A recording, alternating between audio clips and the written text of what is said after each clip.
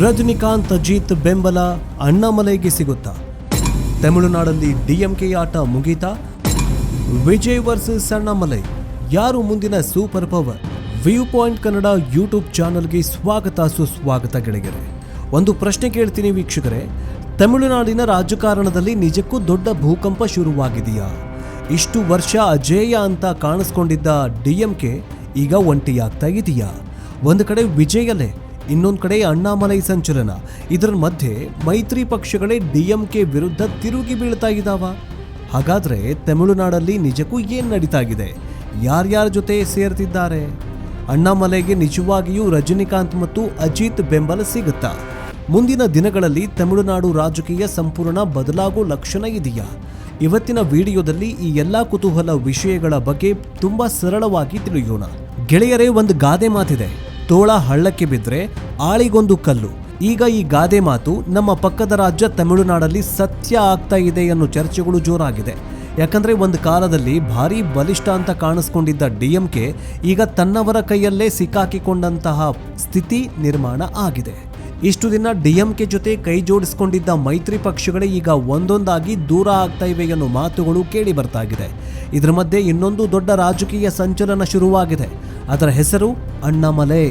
ಹೌದು ಗೆಳೆಯರೆ, ತಮಿಳುನಾಡಲ್ಲಿ ಒಂದು ಭಾರಿ ದೊಡ್ಡ ರಾಜಕೀಯ ವ್ಯಾಕ್ಯೂಮ್ ಇತ್ತು. ಜಯಲಲಿತಾ ಇಲ್ಲ, ಕರುಣಾನಿಧಿ ಇಲ್ಲ, ಹಳೆ ತಲೆಮಾರಿನ ನಾಯಕತ್ವ ನಿಧಾನವಾಗಿ ಹಿಂದೆ ಸರಿತಾಗಿದೆ.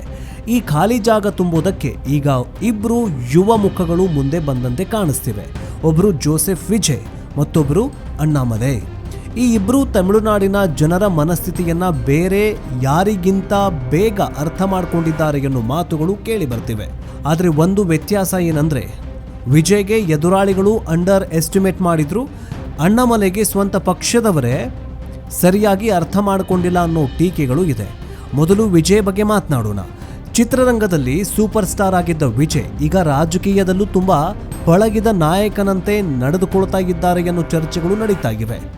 ಒಮ್ಮೆ ಯೋಚನೆ ಮಾಡಿ ನೋಡಿ, ಚಿತ್ರನಟ ಅಂತಂದ್ರೆ ಕೇವಲ ಸಿನಿಮಾಗಳಲ್ಲೇ ಕಾಣಿಸ್ಕೊಳ್ಳೋರು ಅಂತಿದ್ದ ಕಾಲ ಹೋಗಿದೆ.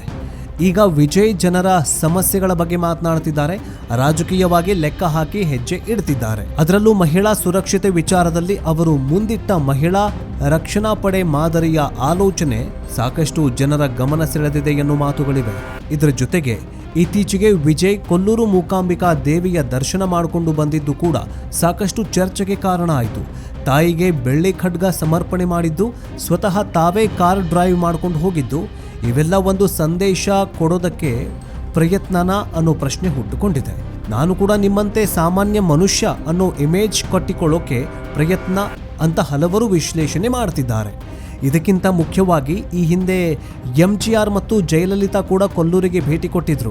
ಹೀಗಾಗಿ ವಿಜಯ್ ಕೂಡ ಅದೇ ದಾರಿಯಲ್ಲಿ ಅಥವಾ ಅದೇ ಹಾದಿಯಲ್ಲಿ ನಡೆದು ಹಳೆಯ ರಾಜಕೀಯ ಅಭಿಮಾನಿಗಳ ವಿಶ್ವಾಸ ಗೆಲ್ಲೋದಕ್ಕೆ ಯತ್ನ ಮಾಡ್ತಿದ್ದಾರೆ ಅನ್ನೋ ಪ್ರಶ್ನೆಗಿದೆ. ಇದರಿಂದ ಟಿವಿಕೆ ಪಕ್ಷದ ಪ್ರಭಾವ ನಿಧಾನವಾಗಿ ಹೆಚ್ಚಾಗ್ತಿದೆ ಅನ್ನೋ ಮಾತುಗಳು ಕೇಳಿ ಬರ್ತಾ ಇವೆ. ಇದರ ಮಧ್ಯೆ ಡಿಎಂಕೆಗೆ ದೊಡ್ಡ ಶಾಕ್ ಏನಂದ್ರೆ ಮೈತ್ರಿ ಪಕ್ಷಗಳ ಅಸಮಾಧಾನ. ಗೆಳೆಯರೇ, ರಾಜಕಾರಣದಲ್ಲಿ ಅಧಿಕಾರ ಇದ್ದಾಗ ಎಲ್ಲರೂ ಸ್ನೇಹಿತರು, ಆದರೆ ಸೋಲು ಬಂತು ಅಂದರೆ ಅದೇ ಸ್ನೇಹಿತರು ದೂರ ಹೋಗೋದು ಹೊಸ ವಿಷಯನಲ್ಲ. ಡಿಎಂಕೆ ಸೋಲಿನ ನಂತರ ತಮಿಳುನಾಡಿನ ರಾಜಕೀಯದಲ್ಲಿ ಇದೇ ದೃಶ್ಯ ಕಾಣಿಸ್ತಾ ಇದೆ ಅನ್ನೋ ಚರ್ಚೆ ಜೋರಾಗಿದೆ. ಒಂದು ಕಾಲದಲ್ಲಿ ಡಿಎಂಕೆ ಜೊತೆ ನಿಂತಿದ್ದ ಪಕ್ಷಗಳು, ಕಾಂಗ್ರೆಸ್, ಕಮ್ಯುನಿಸ್ಟ್ ಪಕ್ಷಗಳು, ವಿಸಿಕೆ, ಮುಸ್ಲಿಂ ಲೀಗ್ ಇವರೆಲ್ಲರಿಗೂ ಅಸಮಾಧಾನ ಇದೆ ಎನ್ನುವ ಮಾತುಗಳು ಕೇಳಿ ಬರ್ತಾ ಇವೆ.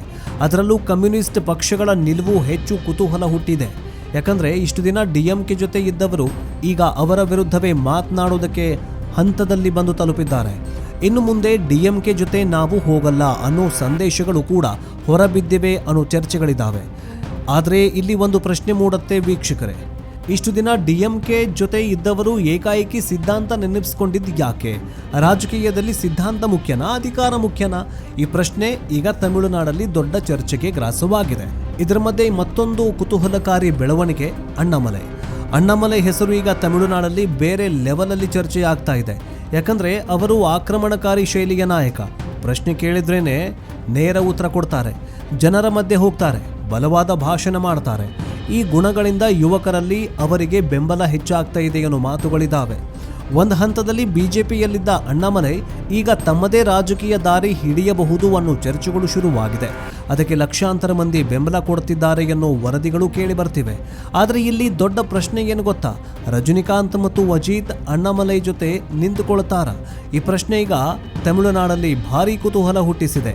ಇತ್ತೀಚೆಗೆ ಮಧುರೈಯಲ್ಲಿ ಕೆಲವೊಂದಿಷ್ಟು ಪೋಸ್ಟರ್ಗಳು ಅಣ್ಣಾಮಲೈ ಜೊತೆಗೆ ರಜನಿಕಾಂತ್ ಮತ್ತು ಅಜಿತ್ ಕುಮಾರ್ ಫೋಟೋಗಳು ಕಾಣಿಸಿಕೊಂಡಿದ್ವು. ಅಲ್ಲಿಂದಲೇ ಚರ್ಚೆ ಜೋರಾಗಿದೆ. ಆದರೆ ವಾಸ್ತವ ಏನು? ಇಲ್ಲಿಯವರೆಗೆ ರಜನಿಕಾಂತ್ ಆಗಲಿ ಅಜಿತ್ ಆಗಲಿ ನಾವು ಅಣ್ಣಾಮಲೈಗೆ ಬೆಂಬಲ ಅಂತ ನೇರವಾಗಿ ಹೇಳ್ಕೊಂಡಿಲ್ಲ, ಇದು ಸ್ಪಷ್ಟ. ಆದರೆ ರಜನಿಕಾಂತ್ ಕುಟುಂಬದ ಕೆಲವರು ಅಣ್ಣಾಮಲೈ ಬಗ್ಗೆ ಒಳ್ಳೆಯ ಅಭಿಪ್ರಾಯ ವ್ಯಕ್ತಪಡಿಸಿದ್ದಾರೆ ಎನ್ನುವ ಮಾತುಗಳು ಇವೆ. ಅದೇ ಸಮಯದಲ್ಲಿ ನಟ ಅರ್ಜುನ್ ಸರ್ಜಾ ಕೂಡ ಅಣ್ಣಾಮಲೈ ನಾಯಕತ್ವದ ಬಗ್ಗೆ ಮೆಚ್ಚುಗೆ ಮಾತುಗಳನ್ನಾಡಿದ್ದಾರೆ. ಹೀಗಾಗಿ ಒಂದು ಹೊಸ ರಾಜಕೀಯ ಶಕ್ತಿ ತಮಿಳುನಾಡಲ್ಲಿ ಹುಟ್ಟುವ ಸಾಧ್ಯತೆ ಇದೆಯಾ ಎನ್ನುವ ಪ್ರಶ್ನೆ ಈಗ ಗಟ್ಟಿಯಾಗ್ತಾ ಇದೆ. ಒಟ್ಟಾರೆಯಾಗಿ ಹೇಳೋದಾದ್ರೆ ಗೆಳೆಯರೇ, ತಮಿಳುನಾಡಿನ ರಾಜಕೀಯ ಈಗ ತುಂಬಾ ವೇಗವಾಗಿ ಬದಲಾಗ್ತಿದೆ. ಹಳೆಯ ಪಕ್ಷಗಳ ಪ್ರಭಾವ ಕಡಿಮೆಯಾಗ್ತಾ ಇದೆಯಾ? ಹೊಸ ನಾಯಕರು ಮುಂದೆ ಬರ್ತಿದ್ದಾರಾ? ವಿಜಯ್ ಮತ್ತು ಅಣ್ಣಾಮಲೈ ನಡುವಿನ ಸ್ಪರ್ಧೆ ಭವಿಷ್ಯದ ರಾಜಕಾರಣದ ರೂಪ ಕೊಡ್ತಾ ಇದೆಯಾ? ಈ ಎಲ್ಲ ಪ್ರಶ್ನೆಗಳಿಗೆ ಈಗಲೇ ಉತ್ತರ ಸಿಗೋದಿಲ್ಲ. ಯಾಕಂದ್ರೆ ರಾಜಕೀಯದಲ್ಲಿ ಕೊನೆಯ ಮಾತು ಹೇಳೋದು ಜನರು. ಸಿನಿಮಾದಲ್ಲಿ ಸೂಪರ್ ಸ್ಟಾರ್ ಆಗಿರಬಹುದು, ಜನಪ್ರಿಯತೆ ಇರಬಹುದು, ಆದರೆ ಆಡಳಿತದ ಮೇಲೆ ಜನರಿಗೆ ನಂಬಿಕೆ ಬಂದರೆ ಮಾತ್ರ ಅಧಿಕಾರ ಉಳಿಯುತ್ತೆ. ಇದಕ್ಕೆ ಇತಿಹಾಸದಲ್ಲಿ ಸಾಕಷ್ಟು ಉದಾಹರಣೆಗಳಿದ್ದಾವೆ. ಹೀಗಾಗಿ ವಿಜಯ್ ಜನರ ವಿಶ್ವಾಸ ಉಳಿಸ್ಕೊಳ್ತಾರ? ಅಣ್ಣಾಮಲೈ ನಿಜಕ್ಕೂ ದೊಡ್ಡ ಪರ್ಯಾಯ ನಾಯಕ ಆಗ್ತಾರ? ಡಿಎಂಕೆ ಮತ್ತೆ ಕಂಬ್ಯಾಕ್ ಮಾಡ್ತಾ? ಈ ಎಲ್ಲ ಪ್ರಶ್ನೆಗಳಿಗೆ ಕಾಲವೇ ಉತ್ತರ ಕೊಡಬೇಕು. ನಿಮ್ಮ ಅಭಿಪ್ರಾಯ ಏನು ಗೆಳೆಯರೇ? ತಮಿಳುನಾಡಿನ ಮುಂದಿನ ದೊಡ್ಡ ನಾಯಕ ಯಾರಾಗಬಹುದು ಅಂತ ನಿಮಗೇನನ್ಸುತ್ತೆ? ಕಮೆಂಟ್ ಬಾಕ್ಸ್ನಲ್ಲಿ ತಪ್ಪದೆ ತಿಳಿಸಿ. ಮುಂದಿನ ಸಂಚಿಕೆಯಲ್ಲಿ ಮತ್ತೆ ವಿಶೇಷ ಮಾಹಿತಿಗಳ ಜೊತೆಗೆ ಭೇಟಿಯಾಗೋಣ. ನೋಡ್ತಾ ಇರಿ ವ್ಯೂ ಪಾಯಿಂಟ್ ಕನ್ನಡ.